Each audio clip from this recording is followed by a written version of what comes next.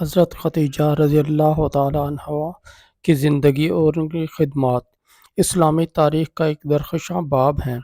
ان کا اصل نام خدیجہ بنت خویلد تھا اور ان کا تعلق قریش کے قبیلے سے تھا۔ آپ کا شمار عرب کی بہترین اور مالدار خواتین میں ہوتا تھا۔ ابتدائی زندگی: حضرت خدیجہ ایک باوقار اور نیک عورت تھیں۔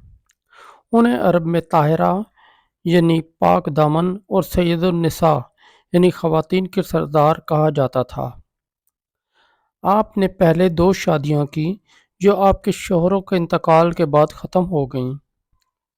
ان 2 شادیاں ہونے کے باوجود حضرت خدیجہ اپنی تجارت کا سلسلہ جاری رکھا اور اپنے کاروبار میں بہت ترقی کی۔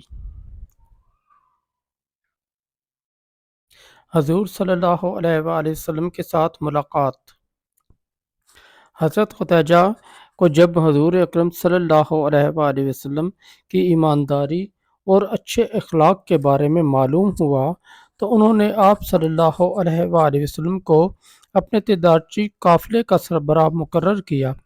حضرت خدیجہ نے اپنے غلام میسرہ کو بھیجا تاکہ وہ حضور صلی اللہ علیہ وسلم کے اخلاق و عادات کا مشاہدہ کریں۔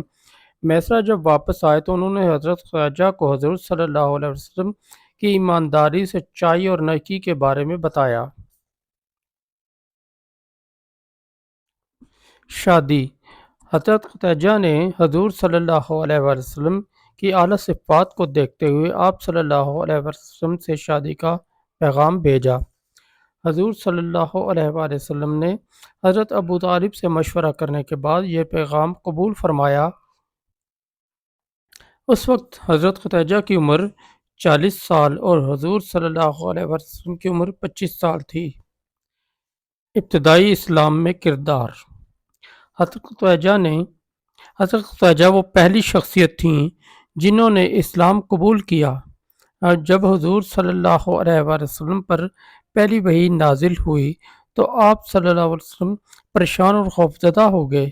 اس موقع پر حضرت خدیجہ نے آپ کو تسلی دی اور ان کا ایمان پختہ کیا۔ وہ آپ کو ورقہ بن نوفل کے پاس لے گئیں جو ایک نیک اور بزرگ عالم تھے۔ ورقہ بن نوفل نے آپ کی نبوت کی تصدیق کی۔ اسلام کی راہ میں قربانیاں: حضرت خدیجہ نے حضور صلی اللہ علیہ وسلم کے ساتھ ہر تکلیف کو خوشی خوشی برداشت کیا اور اسلام کے لیے اپنا مال و دولت بھی خرچ کر دیا۔ جب کفار مکہ نے حضور صلی اللہ علیہ وسلم اور ان کے خاندان کو شعب ابی طالب میں قید کر دیا تو حضرت خدیجہ نے اس قید کے دوران صبر اور ثابت قدمی کا مظاہرہ کیا۔ آپ نے اپنی زندگی کی آخری سانس تک اسلام اور نبی کریم صلی اللہ علیہ وسلم کا ساتھ دیا۔ وفات: حضرت خدیجہ کی وفات حضور صلی اللہ علیہ وسلم کے لیے بہت بڑا صدمہ تھی۔ اس سال کو عام الحزن یعنی غم کا سال کہا جاتا ہے۔ حضرت خدیجہ کی وفات کے بعد حضور صلی اللہ علیہ وسلم اکثر ان کی یاد میں اشکبار رہتے اور ان کی محبت کو یاد کرتے۔ حضرت خدیجہ کی شخصیت اسلامی تاریخ میں ہمیشہ زندہ و جاوید رہے گی۔ ان کی قربانیاں اور محبت، اسلام کے پھیلاؤ میں ان کی غیر معمولی خدمات اور نبی کریم صلی اللہ علیہ وآلہ وسلم کے ساتھ ان کی وفاداری تاریخ کا ایک سنہرا باب ہے۔